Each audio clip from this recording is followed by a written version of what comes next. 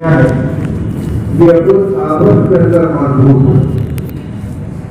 اس کے اعتبار سے ہر مربوط مدرسہ اپنی جگہ پر اپنی اکائی کی حد تک ایک مستقل حیثیت رکھتا ہے، اور اگر آپس میں ربط اور اتباع کمزور ہوگا تو رابطے کے قائم کرنے کا مقصد ہی فوت ہو جائے گا۔ جہاں چند افراد ایک گھر کے اندر ہوتے ہیں وہاں مسائل پیدا ہوتے ہیں، اختلافات ہوتے ہیں، لیکن ان اختلافات کا حل بھی نکل آتا ہے۔